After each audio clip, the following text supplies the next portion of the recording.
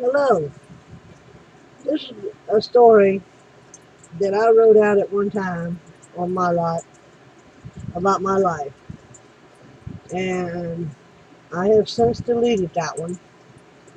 So instead of writing it all back out again, I thought I would take the time to make a video of it, okay, and tell you just how my life went from the time I was born to the time I got married for the third time.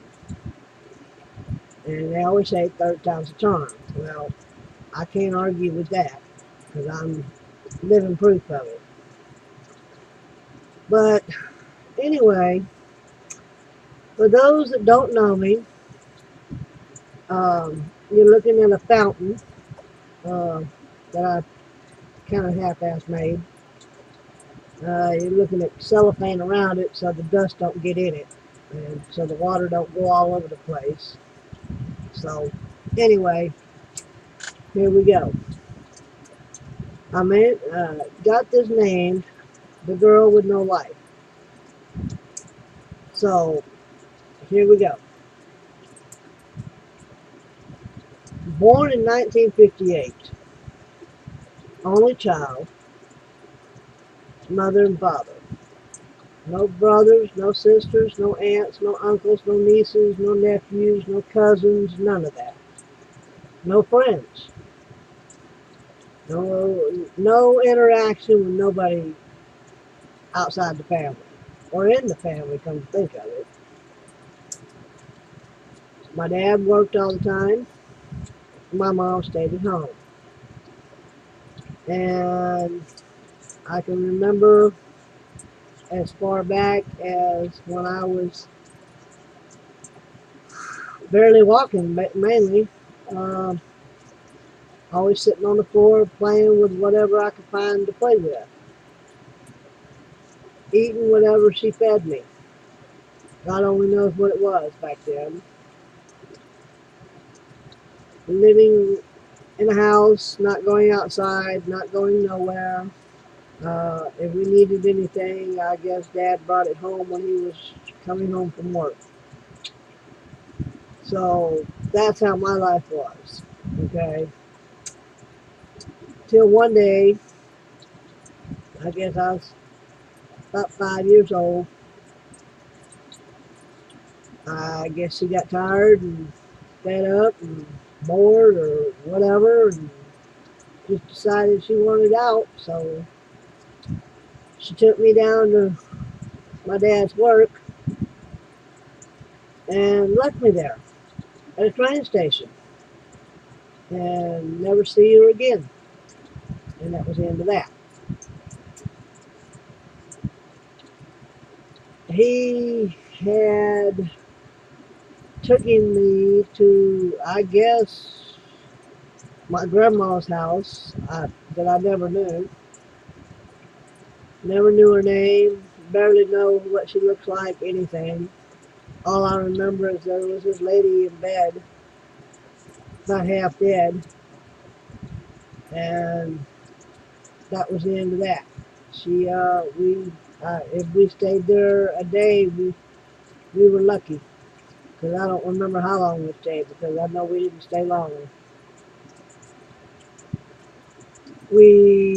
After that, he took me to a lady's house with 5 kids and one on the way. And either he was married to her or it was his girlfriend or something, but that was my stepmother until I was 13. From the time I was 5 to the time I was 13, I lived with that family, and I was the scapegoat of any and all problems that happened in that family. It was all my fault of this, that, and the other, you name it, I was to blame for it. Um,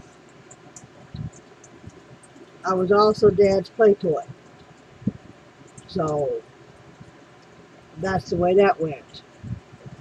So you figure 5 to 13, That's the way I lived. Okay. Always got either handcuffed because something was blamed on me. So I got handcuffed to the stairwell.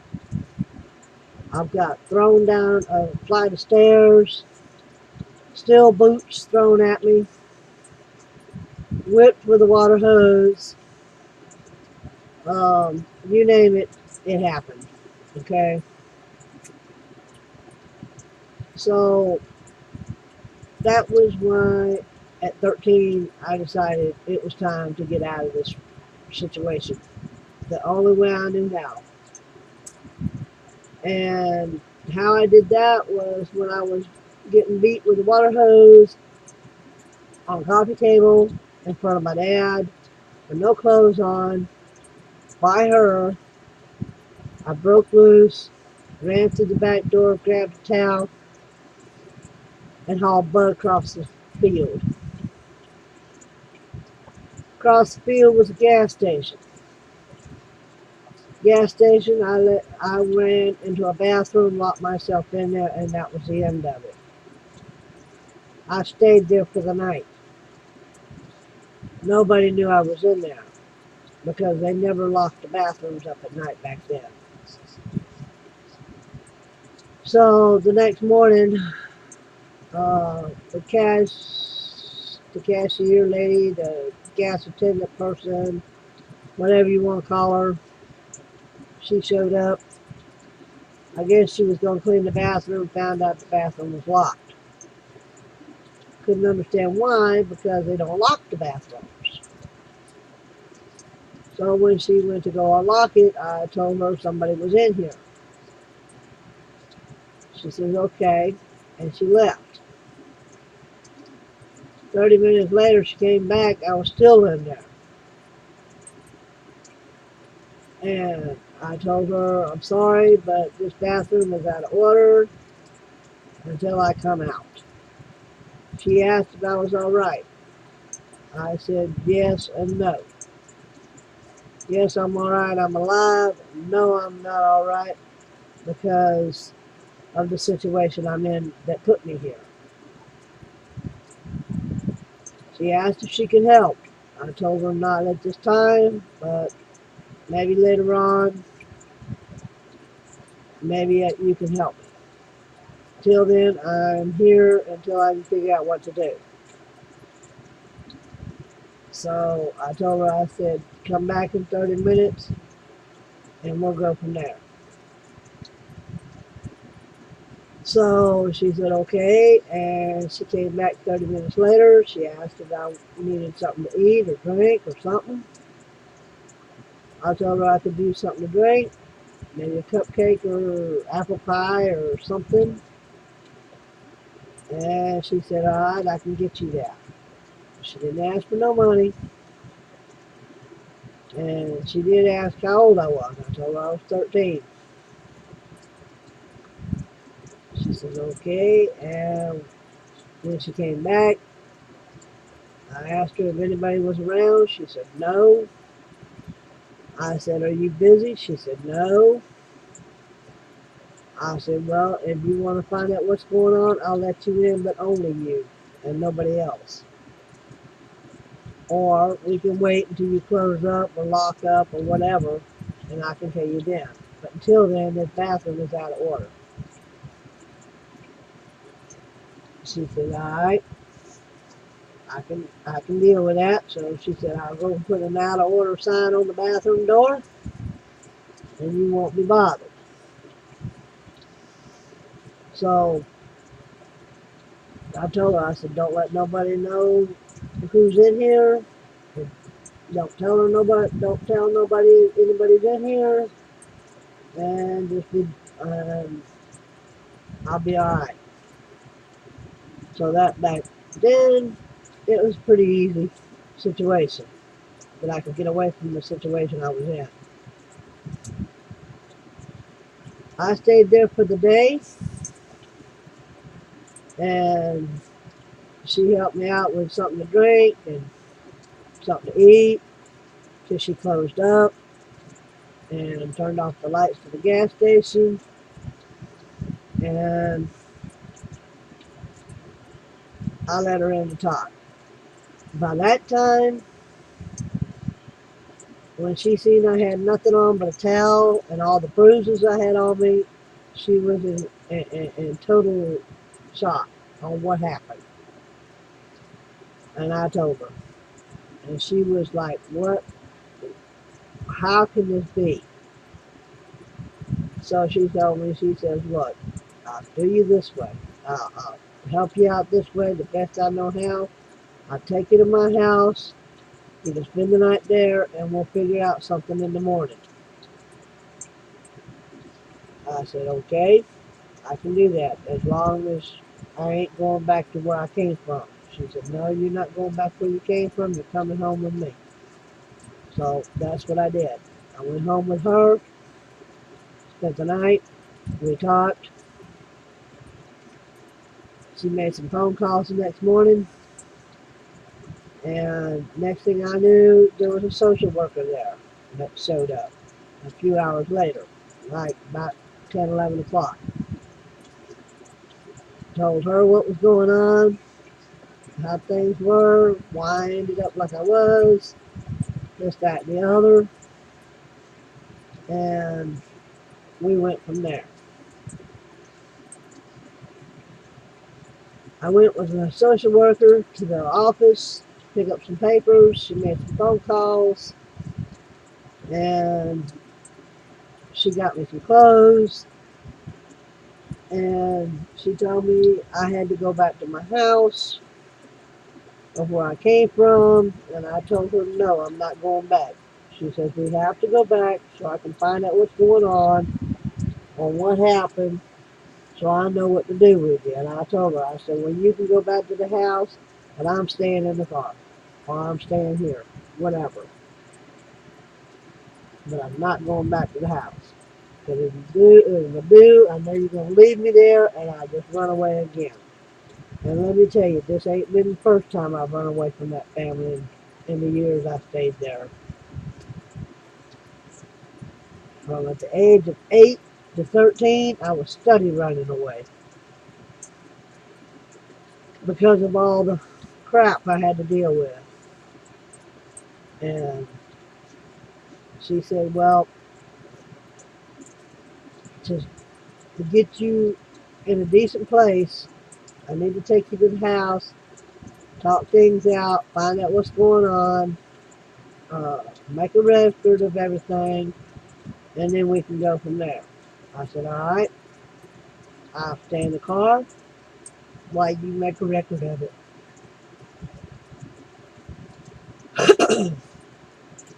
So we went back to my house. I locked the door. I stayed in the car. She went in the house, stayed there about 30, 45 minutes, came back out, told me I need to go in the house so I could talk to him. I told her I didn't have nothing to say, and that was it. She said, well, you need to go back in the house so we can get this all on record where you know what they got to say and they know what you got to say, and we'll go from there. I said, well, all right, but I'm not sitting down and I'm not staying. She said, that's fine. We went in the house. I stayed right at the door. Everybody was sitting down. I stood at the door while everybody said their piece.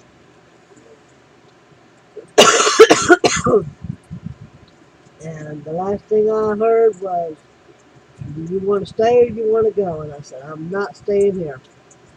I am done living here.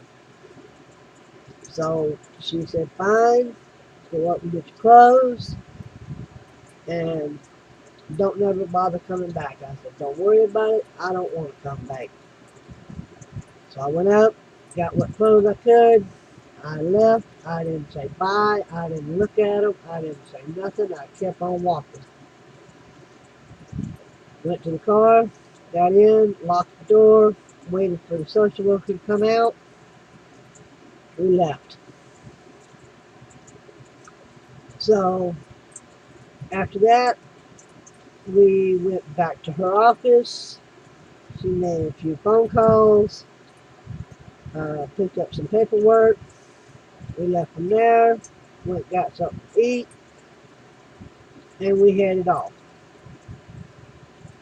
What she told me on the way to where I was going was I was going to a foster home with other kids there, and I was safe. Nobody would call me, contact me, visit me, anything. I said, that sounds good with me.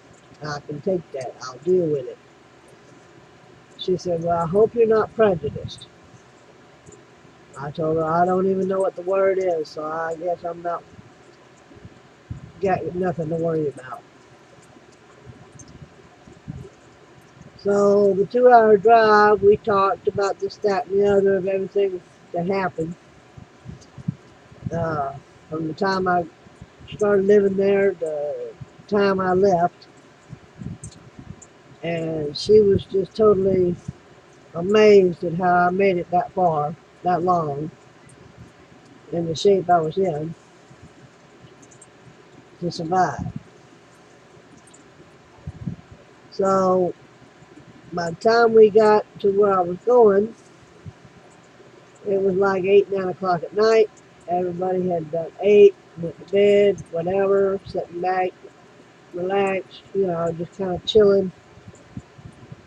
And the three of us, me, the social worker, foster mom, social foster parent, talked about this, that, and the other on where my room was, what the rules were, the layout, all the do's and don'ts and this, that, and the other. And that was the end of that. Next morning, got up, checked it out, looked around. I never seen the kids until the next day, and I was totally shocked on what I seen because these kids, what I call kids, were like in their teens and up, barely had the mind function of maybe a 10-year-old or a 5-year-old emaciated, or not emaciated, but malfunctioned on the brain cells there. Okay? And I'm not trying to make fun of nobody or anything, but you know what I'm saying. They didn't have the capability of thinking or doing for themselves. I'll put it that way. So I thought, okay, this ought to be interesting, being I had never been around people like this. So I just kind of floated through the house, getting to know people and kind of dealing with the situation I was in. And just kind of, sort of say, as they say, settling in. Uh,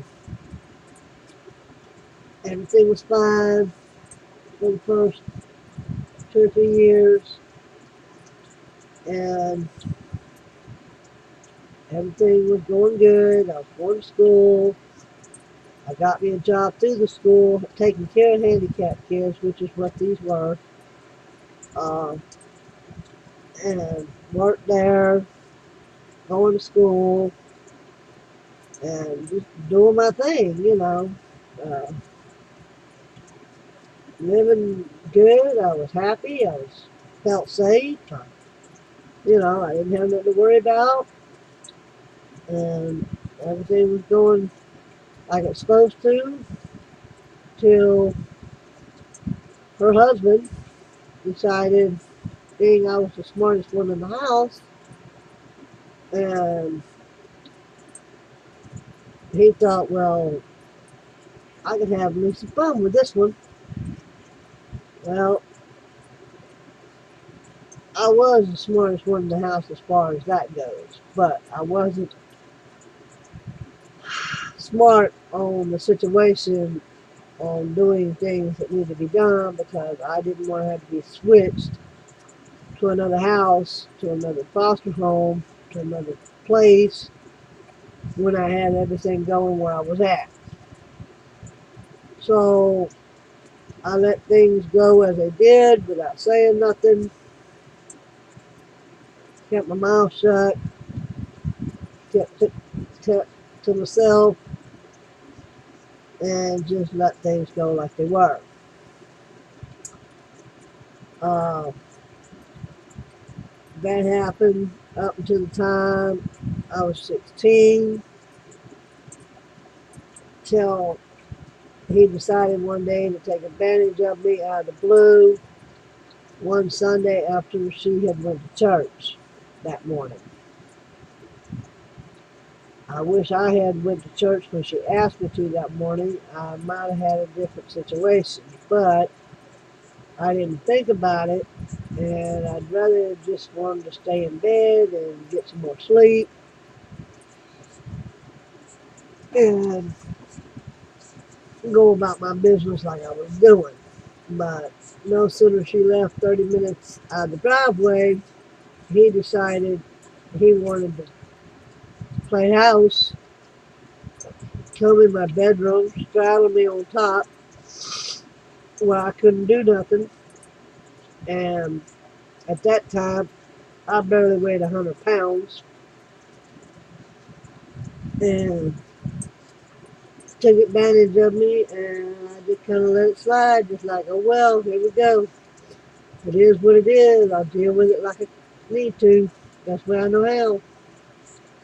So I kept that quiet. I didn't open my mouth. I didn't say nothing. I didn't do nothing. I just let it go.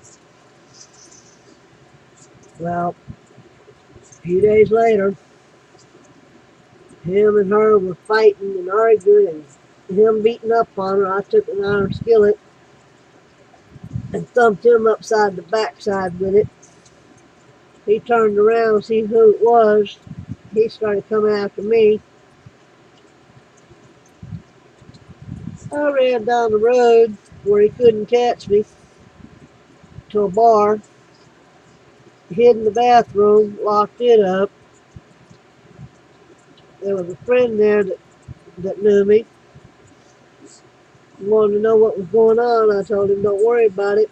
I'll tell you later. Don't let so and so know where I'm at. So he said, okay. And that was that. A few hours later, I finally come out of the bathroom, made sure the coast was clear, told him what was going on. So he told me that I could stay at his house for a few days. I said, yeah, that would probably be a good idea. So I stayed in his house for a few days, like the weekend type thing. Talked to him about what I was trying to do. Told him not to say nothing to nobody.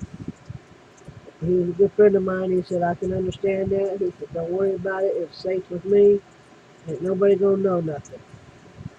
So that went that. Went back a few days later, like on a Sunday afternoon or, whatever. Because I was just like, I need to go to school. So, you know, that Monday morning, I went and got me some clothes, put them in a backpack, wadded them up real small so nobody could see that I had anything extra. Took about 3 or 4 sets with me, put them in my backpack, went to school, put them in my locker, and I lived off to school for a while, a few days, like about a week.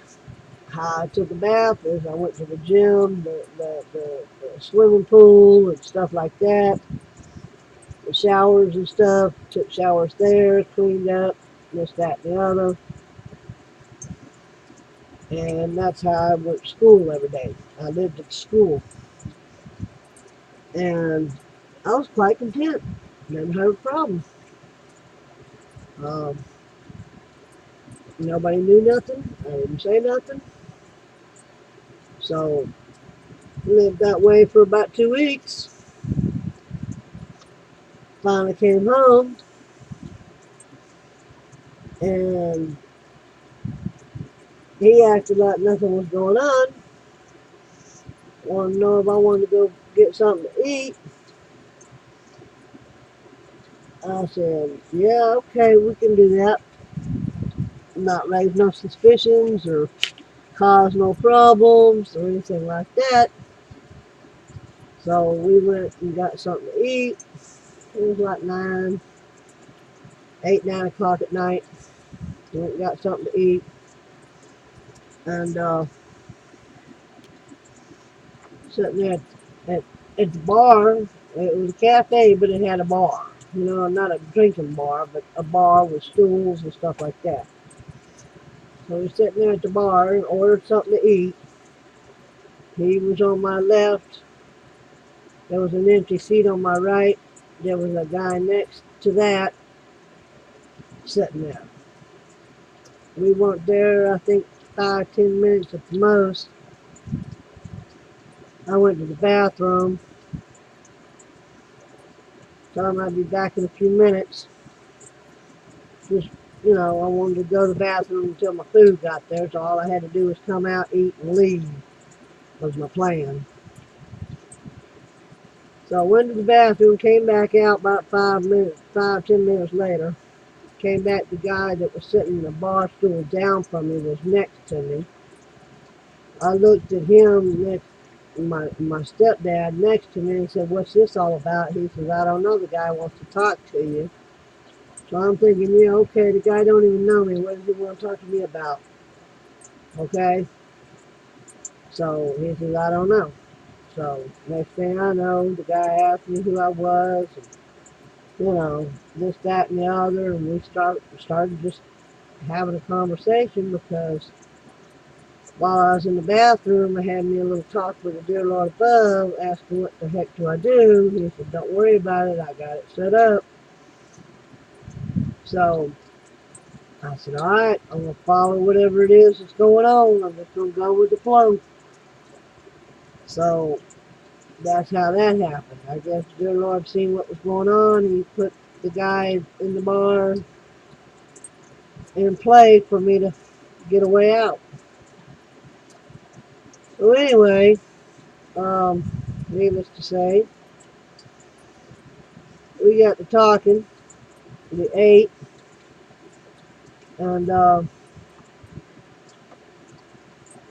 after he was done, my stepdad, he wanted to leave. I told him, well, you go ahead and leave. I'll be home later.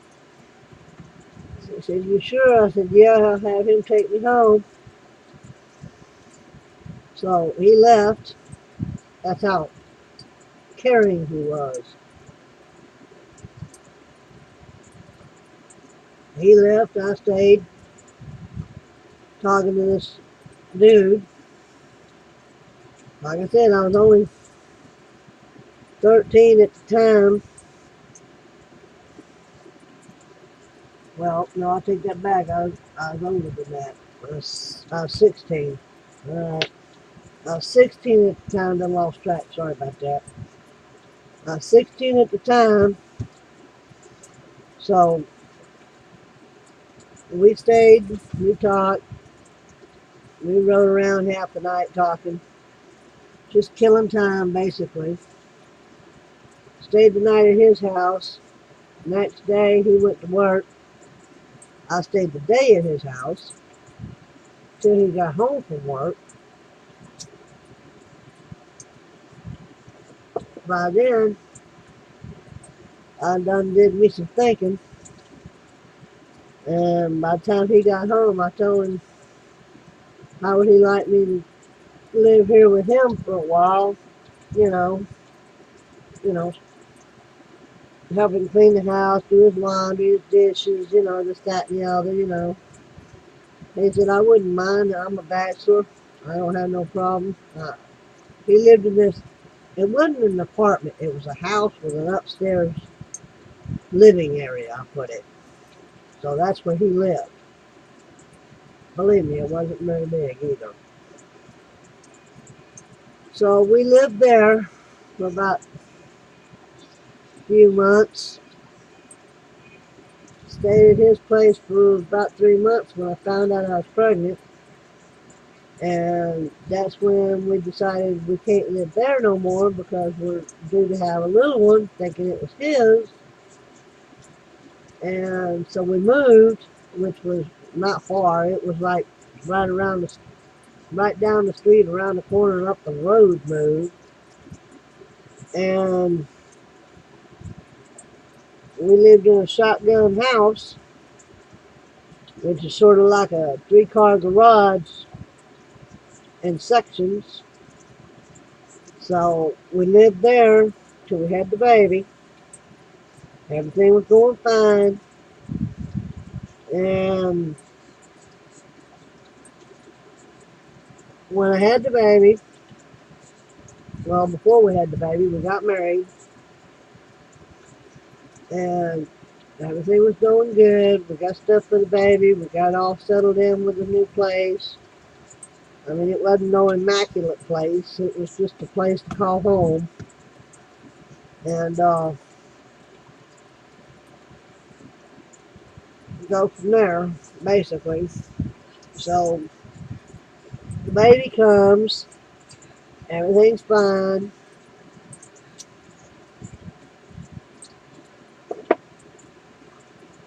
and baby gets 3 months old. I'm giving it a bath one day while he's at work, and I turn his hands around, like flip them over to wash the bottoms of them, then flip them over to wash the top and stuff like that. And I noticed when I did that, I noticed something wasn't right. I got to looking. Took me about 10 minutes to flabbergast what the heck I was looking at. Got to thinking, and I thought back, and I said, oh no, please don't let this be right. So what I thought about was when my stepfather decided to take his advantage of me in the bed that one Sunday. That's who that baby belonged to. Because remember when the social worker asked me if I was prejudiced, and I told her I didn't know what prejudice was. Well, that's because the family was white. Okay? So we'll go from there. Not only did I know he could get me pregnant, but at his age, I was shocked to be pregnant by him. He was in his 70s, which really threw me for a loop. So anyway, to make a long story short, once I found out what I was looking at and thinking what I know, I was in total shock myself. So I thought, what the heck am I going to do now? And I've got a kid here that don't belong to the person I'm with. So I'm thinking all this stuff like a man thinks. She's been out cheating on me. This ain't my kid. I don't want it. I don't want her. And blah, blah, blah. Da, da, da, da. All hell's going to break loose. This, that, and the other. What I was thinking was the worst? Yes, because men just don't accept that kind of thing. Not only that, but it was like a week or two before Christmas on top of that. So that really blew a loop in the scenario. My next door neighbor I'd made friends with, I told her what was going on. I had to talk to her because I was totally lost on what to do, what to say. If I say anything, do I do anything? Just let it slide, let it ride, what? So I thought I'd seek some outside advice. because I really didn't want nobody to know what was going on. And she told me the best thing I would do if I was you was I'd just explain to him what happened, why things are like they are, and everything would be all right.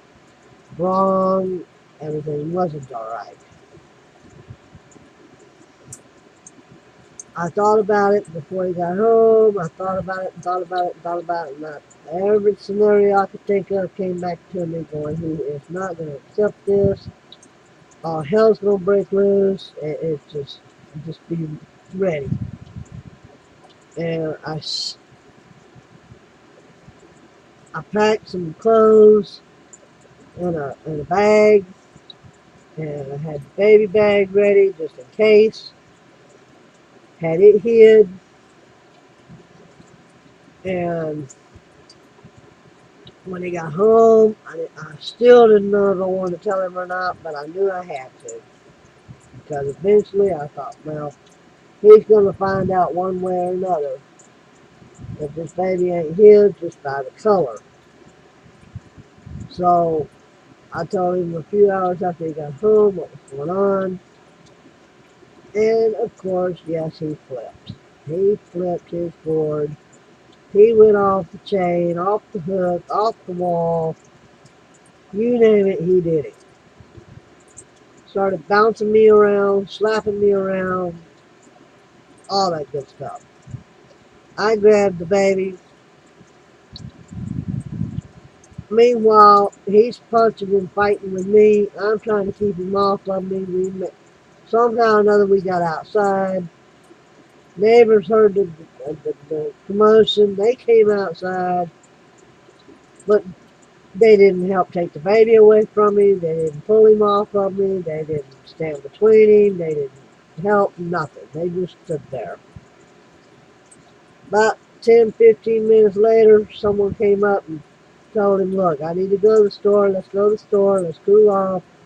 Let's go, you know, let's take a ride, this, that, and the other. Well, that's what they did. While they were gone, thank God it was gone more than 30 minutes, I grabbed what I could in the diaper bag and my bag, and I left. We weren't that far, but maybe a block or two from the freeway. I hit the freeway walking with a baby. Pulled out my thumb, bam, got me a ride. Where did I go? I didn't go to my foster parents.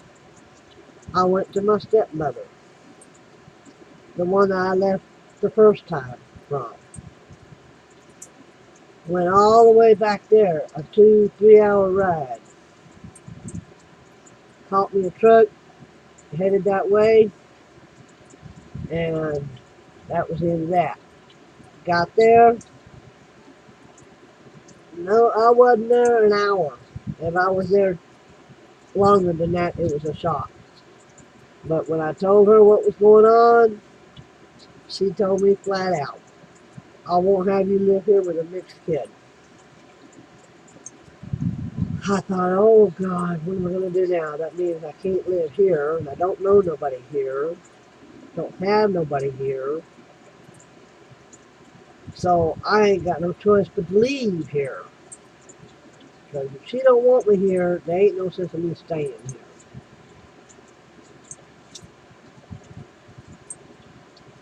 So I got back on the freeway and I left. Where did I go? I went to my foster parents. Went back to that house. Now, remind, they haven't seen me since I left. They don't know nothing about where I went. They don't know nothing about where I've been. Anything. She didn't even know I was pregnant. So here I am, coming back to the house with a kid on my shoulder, on my hip, to talk to them to see if I could stay there, which I really didn't want to because I knew the situation I was getting back into.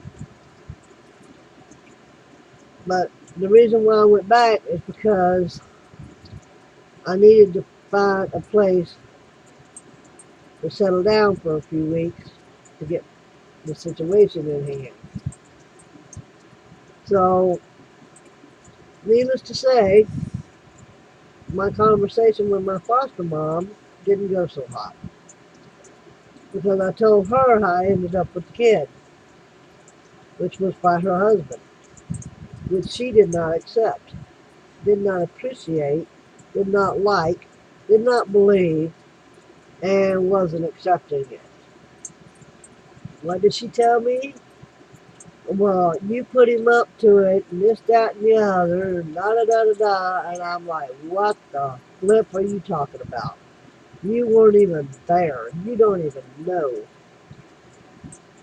And we argued back and forth while he was gone. And needless to say, that didn't last long. So before I left, I told her, I said, well, my plans were to let you have the baby while I went and tried to find me a place to live until I found that place. I was going to leave it here with you. But being you want to tell me all this and put me to blame on it, like everybody else does,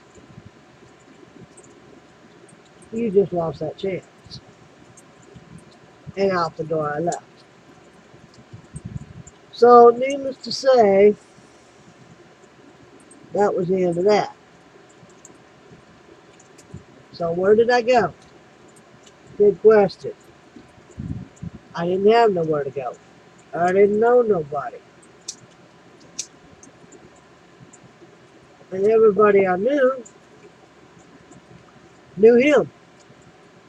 So, my road landed right back at his doorstep, which really was screwed up because I'd done been gone for about 3 or 4 days now.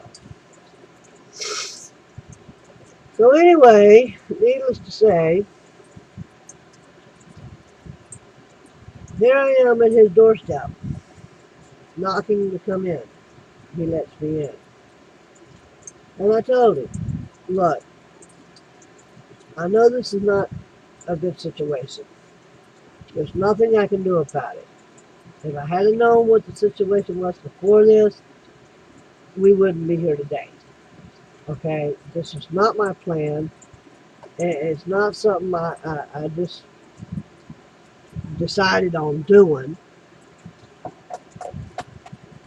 Things happen for a reason. Don't ask me what that reason was, but here I am. We can either go with it, work with it, deal with it, or something's going to have to be done because I don't know what else to do. And I just laid it down to him. I just told him like it was, which I've always been upfront.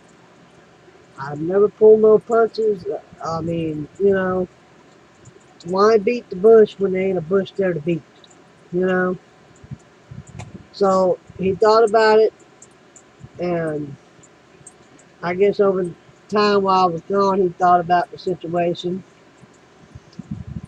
and this, that, and the other. So he says, all right, we'll make a go of it for the baby's sake.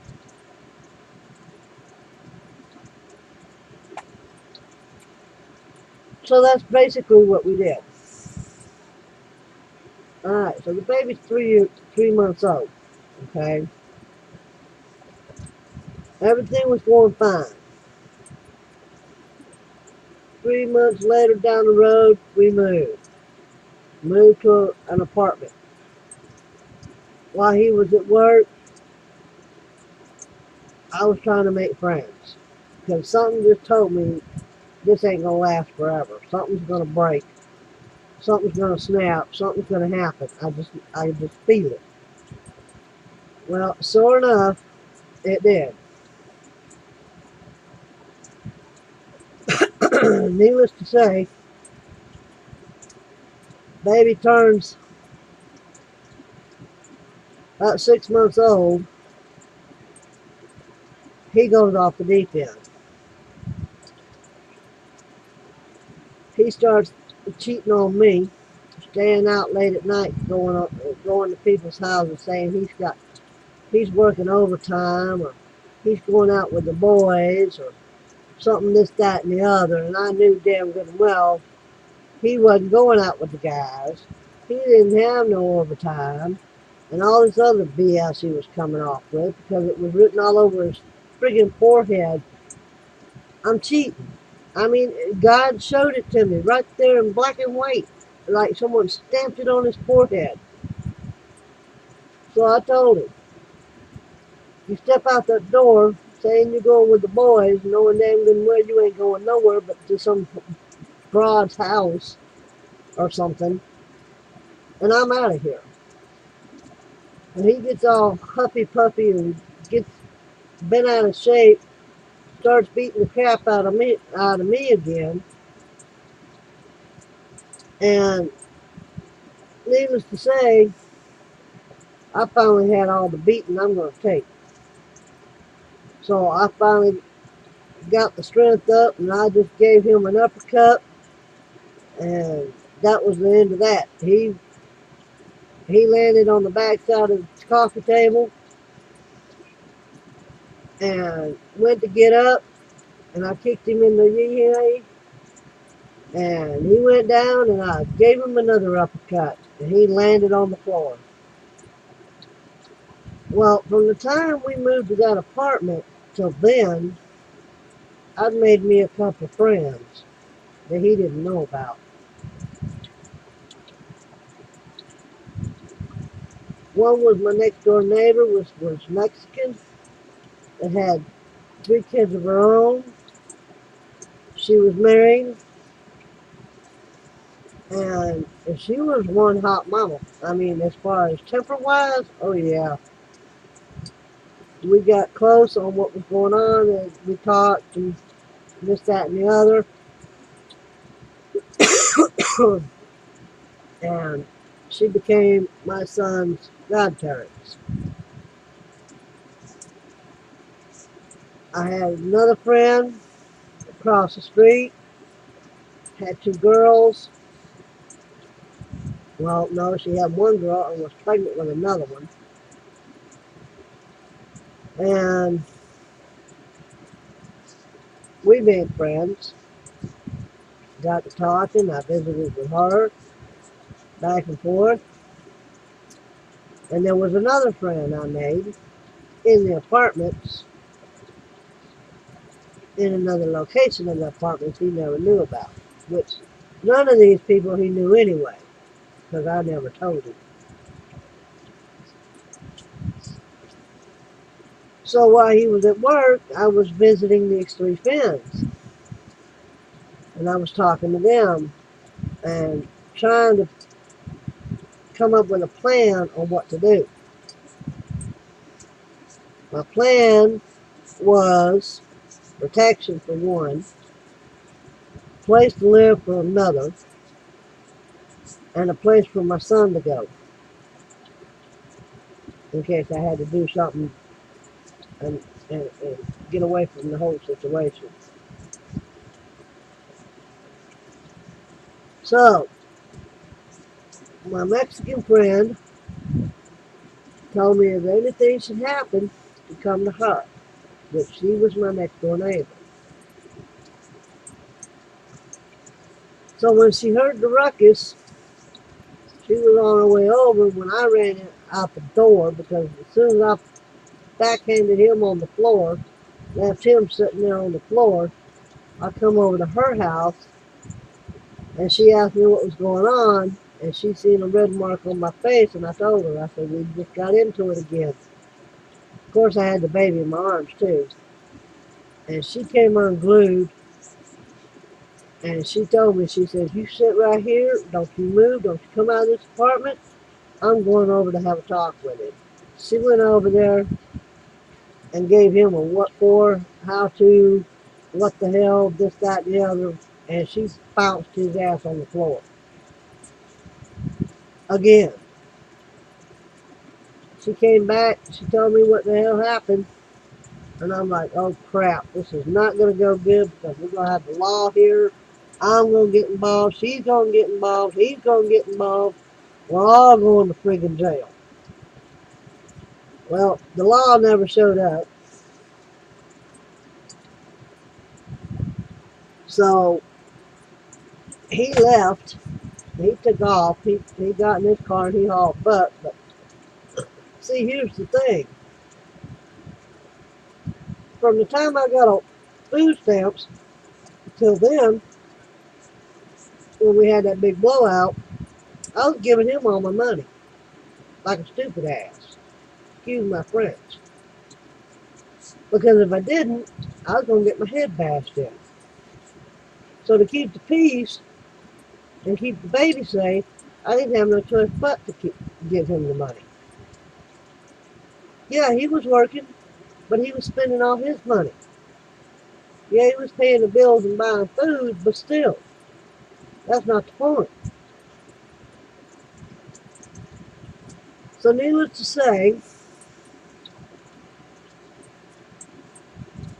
being the Mexican friend I had with my son's godparents, my across the street friend was going to be my place to live, which wasn't a good start or a good place, but it was a place.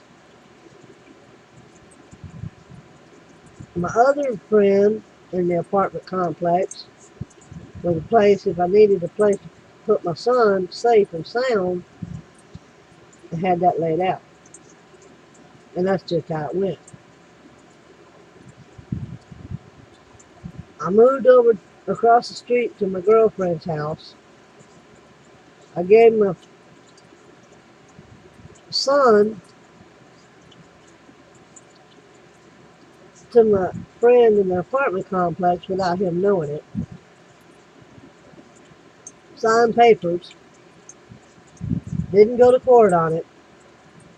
And back then it was legal just to sign a document, not even a document, just put it on a notepad and just put your name on it and be done with it.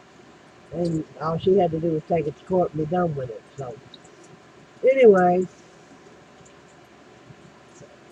needless to say, all this took place from the time we moved to the apartments to the time my son was 9 months old. I lived with my girlfriend across the street with my son for a few months. That worked out pretty good until he found out where I was at. That decided to go stupid. He was constantly harassing me, causing problems, everything under the sun, this, that, and the other. So I thought, well, this is not safe for him, not safe for me. I need to do something. So while he was at work, I went over across the street to my friend's apartment, not my Mexican friend, but my other friend. I let them have the baby. I told my Mexican friends what was going on, and that was that. She wanted the baby, but I told her, I said, look, I can't have this baby living in the house with your old man going to jail every 2 or 3 months. No, I ain't having that. I'm giving it to so-and-so, giving him to so-and-so. She's going to raise him and go from there. So she okayed it. She was all right with that. Yes, it broke my heart. It about killed me to do that. It really did. It hurt me bad. But I had to do something. So, needless to say, while all this was going on, I found out a few months later I was pregnant again with his kid. That was a disturbing scenario. That was very disturbing.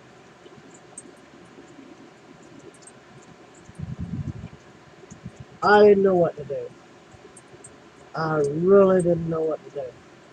I just was totally off the wall with it. So again, I had the baby. And he knew I was pregnant. He knew it was his. But I wasn't about to let him have it. I am so sorry. Because he didn't deserve it. So I gave it up for adoption. Through the welfare system. I went down to their office when he was 6 months old. With him in my arms. And I told him, I said, look, I hate doing it. But I got to. I can't support him. I can't put this baby through the life I'm living. And I want him to have a good home. I want him to have a decent life. And somewhere down the line in my life, if I live long enough, I would like to find him again. And I want your promise, your guarantee on paper that you will keep up with this baby and not let him out of your sight. Or wherever he goes, whatever he does, wherever he lives, whoever gets him, I want you to make sure he stays safe and sound. Because somewhere in my lifetime, I will come looking for him. And she made me that promise that she would.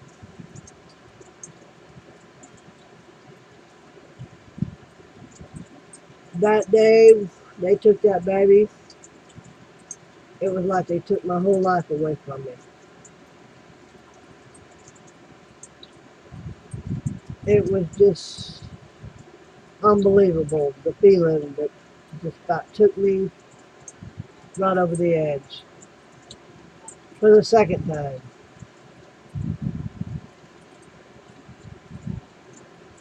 They took him, and they told me, they said, you don't have to sign the papers now. We'll give you a few months to make sure this is really what you want to do. And go from there. I said that would be appreciated because this is just a killer. I said, in the meantime, where's he going to be? And she told me. So I said, all right. It took me 5 months before I could make up my mind if I wanted to really give him up and try to live on my own without him.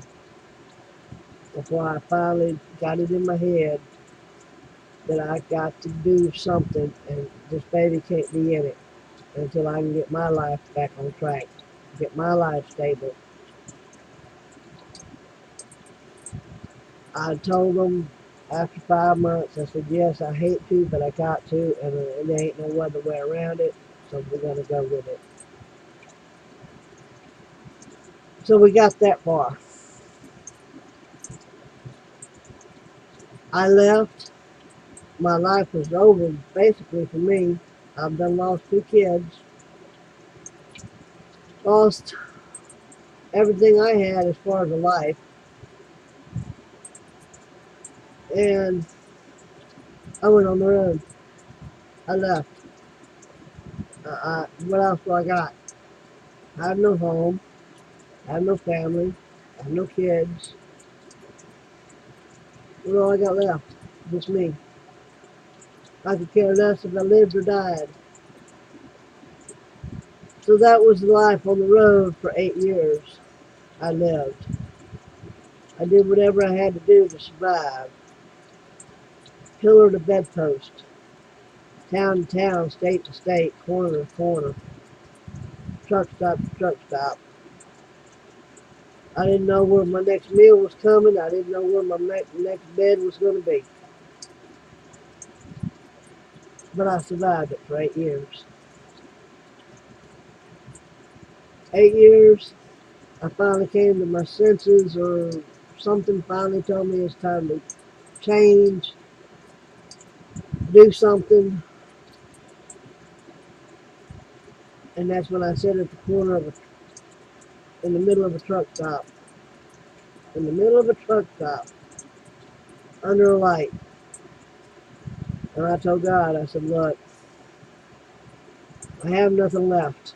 I'm done. I'm done running. I'm done just going and not getting nowhere. I'm tired. I want out. I have nothing left. I've lost 2 kids. Actually, I've lost 3 because I was pregnant with one on the road. I lost him as well. Gave him up for adoption 3 days after I had him.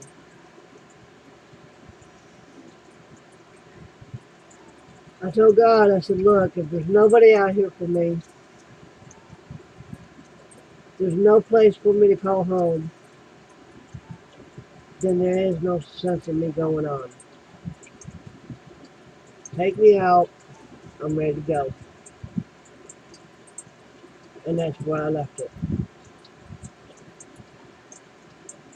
Put my head on my knees, sitting on the curb in the middle of the truck stop under a light. Next thing I felt was like somebody put a light lace blanket on me, or a cover or something, like a lace pillow, like a lace tablecloth or something. You know what I'm talking about, real thin, real light.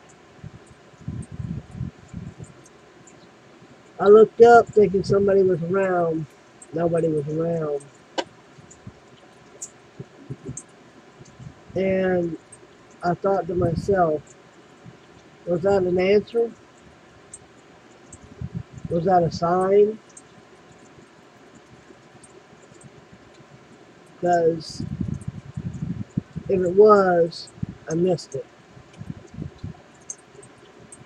I said, dear Lord, if that was a sign, please let me know so I know what to do. What my next move is, what's next to happen. All I heard was go home. As if someone was right next to me. In a man's voice. In a deep voice. Said, go home. I looked around, thought somebody was around. Nobody was around. Like I said, it was in the middle of the night. In the middle of a truck stop. Everybody was asleep. Gone. Deserted. So I thought about what he said. He said, go home. And I thought, well, where's home? Is it Texas, where I was born at? Is it California, where I spent most of my life at? Is it with one of my friends? Where's home? And I heard it again. Go home. I said, all right, I'm going to go home, wherever that might be. I said, well, maybe somewhere along the line you'll give me a sign on where home is. So I headed to Texas. Houston, Texas, to be exact. I didn't feel what I needed to feel. I just didn't feel like I needed to be there. It didn't feel right. I didn't have the feeling I needed to know I was in the right place. So I left 3 days later. I went to California. I went there, hung around, went to a truck stop there, walked around, checked it out, looked it over. That's where I felt where I was at home at. I said, well, this has got to be it because I feel something. I feel like I belong here. There's a reason why I'm here. So I hung around. It was like about a week and a half before Thanksgiving. I stayed there for about almost a week,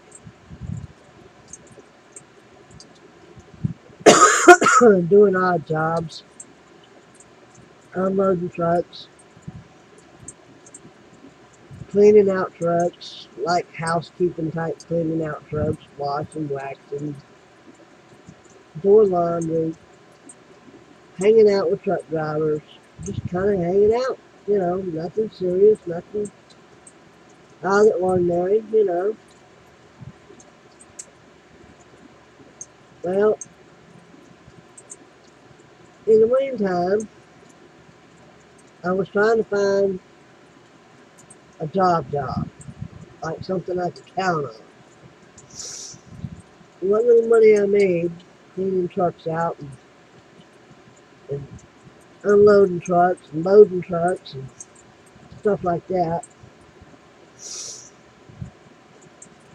that was my food money. That was my shower money. That was whatever money I needed to do what I needed to do.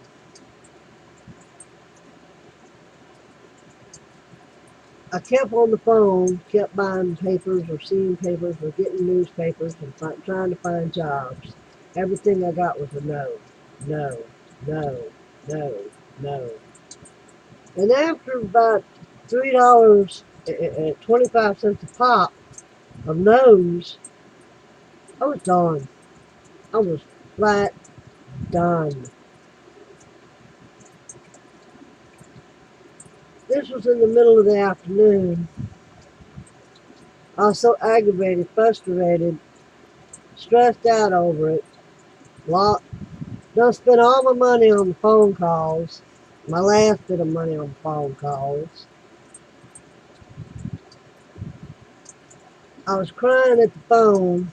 This guy snuck up on me. Well, he snuck up on me, I say, but he kind of come up on me and he tapped me on the shoulder about scared the living daylights out of me and asked me if I was all right. And I just snapped at him. I said, no, I'm not all right. I said, I've done wasted what little money I had on phone calls trying to find a job. Everything I called was no, this, that, and the other. And I said, I ain't got no money. I ain't got no place to call home. I haven't ate today.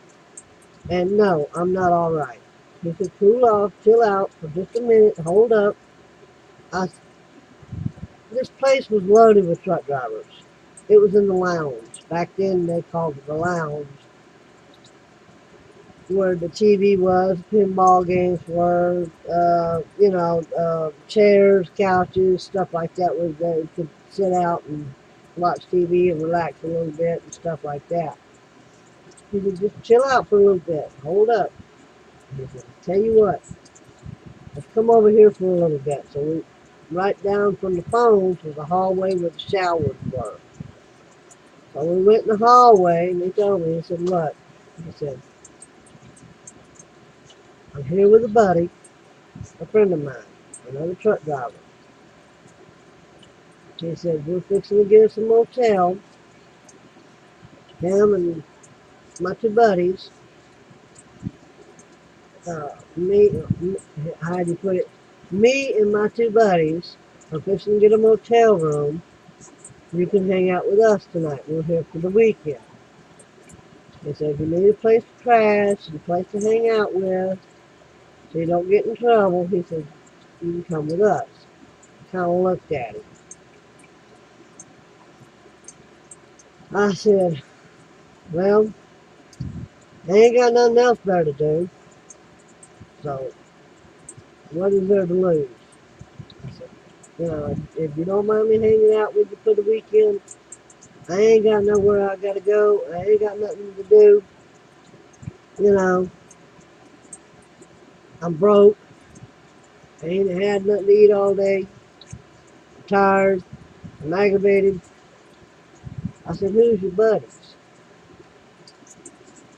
And he said, if you look at the fuel line over there, which was about 15, 20 guys, standing in a line waiting to pay for fuel,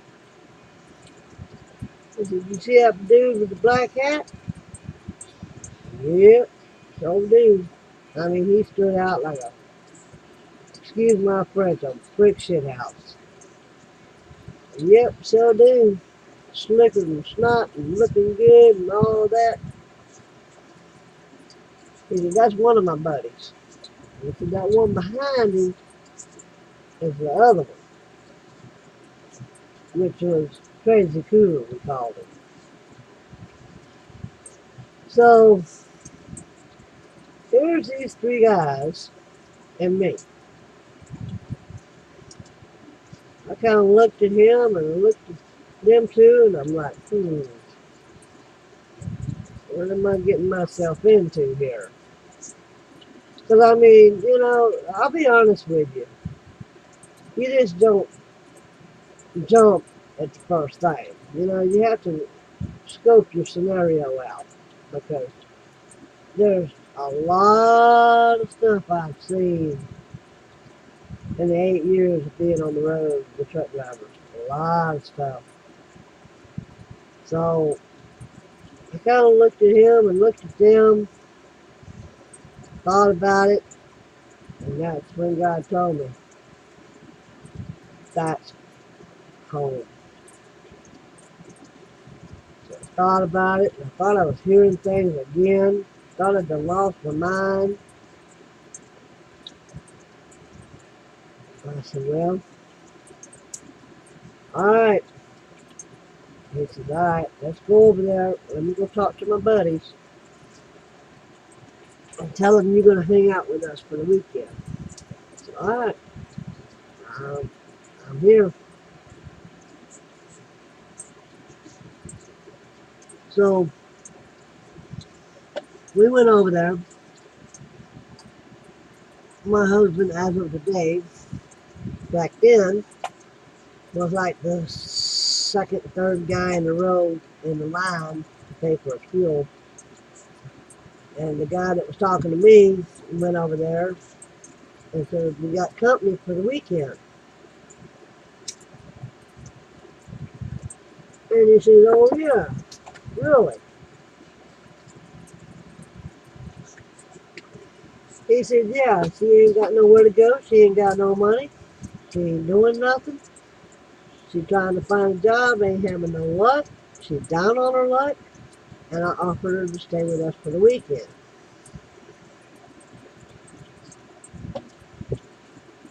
You can see this man's eyes light up like a Christmas tree. Beautiful blue eyes. And I'm all about blue eyes. And he said, well, that's awesome. He says, after I get my fuel paid for, we'll go over and get the motel. And we'll go over there and get settled in. And then we'll go and get something to eat and figure out what we're doing for the weekend. He said, that's what I was thinking. So that's what we did. They all paid for their fuel. They went to the motel. They took a shower. We hung out for a little bit. We went down the street, walked down the street a little bit to some kind of little store, like a little gas station type store. Got us like some snacks and some booze and some pizzas and stuff like that. We went back to the motel. We ate. We watched TV. We hung out. We chatted. We crashed. We burned. We went to sleep. Next morning, we went, took the trucks, drove around town for a little bit. Went to like a shopping mall and stuff like that. And we just hung out for the weekend. We had a blast. Well, come Sunday afternoon, he had to leave. And I had never in my lifetime had so much friggin' fun in those 2 days, 2.5 days, should I say, than I'd had in the whole 8 years. He said, look, I got to go. He said, is there a way for me to get a hold of you or something? I said, not unless I'm right here on the road somewhere. Other than that, that's it. I have no cell phone. I have no way of getting a hold of me. He kind of looked down and looked around.